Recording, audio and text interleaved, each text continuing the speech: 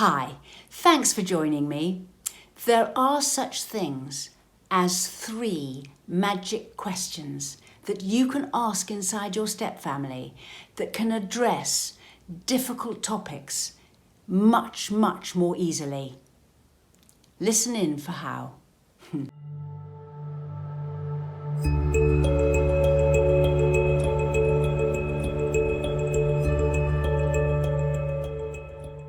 I post once a week, so subscribe to my channel and hit the notification bell and I'll let you know every time I post.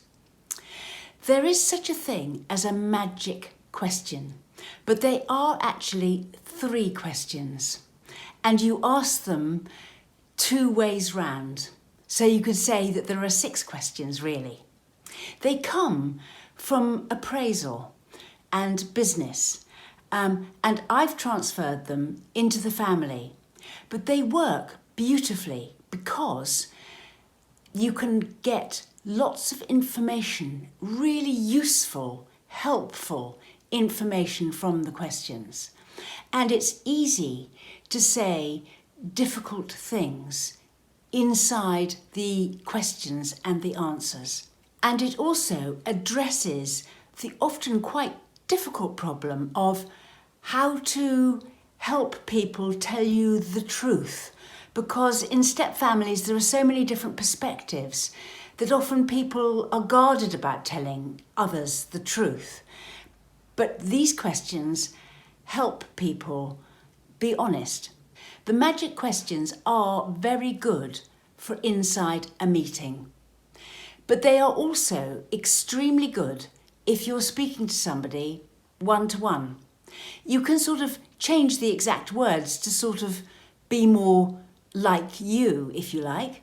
First question is, what would you like me to continue doing that I'm doing already?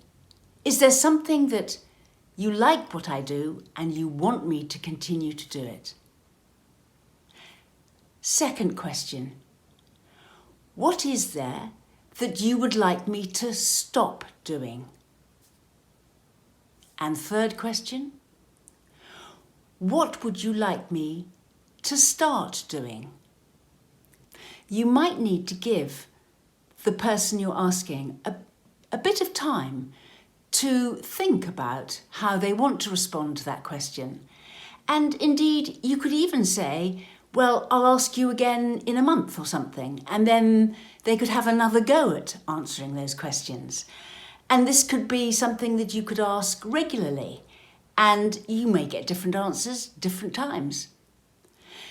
The main thing when you've asked the question is to not jump in and ask further questions following up that one question.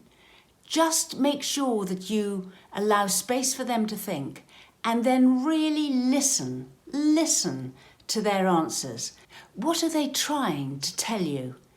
And then ask questions for clarification if you want to. And just be careful not to jump to conclusions. If you try and counter what they say too quickly, they might just shrug their shoulders and say, see, there's no point in telling you anything. You're going to dismiss it or counter it. Ask, if you don't agree with what they're saying, for specifics or for examples.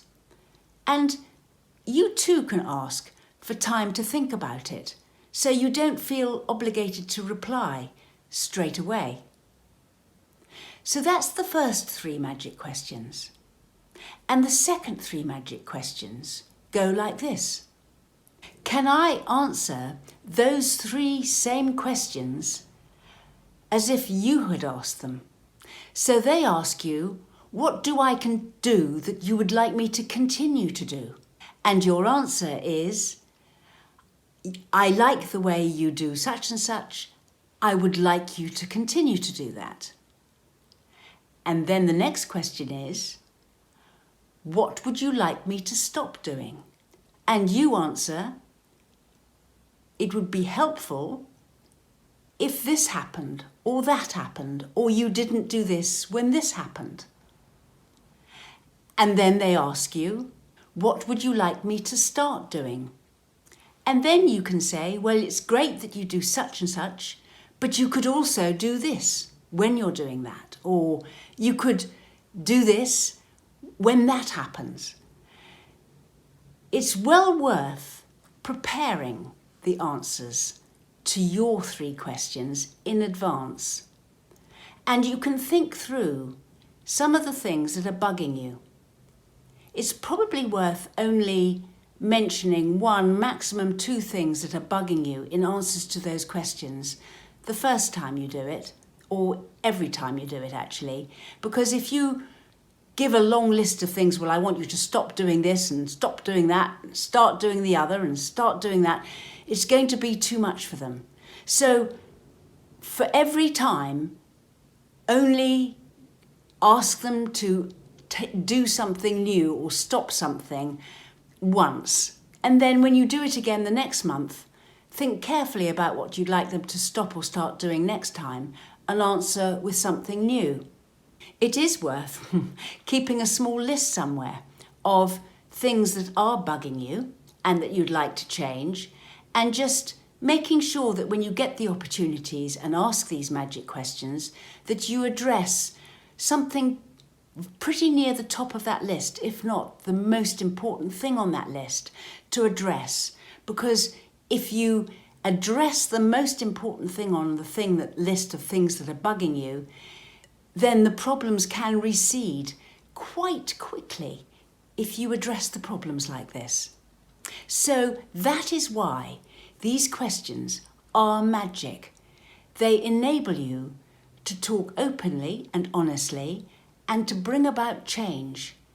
And people can know what you're expecting of them, and including you. And things and relationships can get a lot better as a result. So often people are doing things because they don't know that it upsets you or you don't want them to do it, or that they're not doing things without realising that if they did it, you'd be so much happier.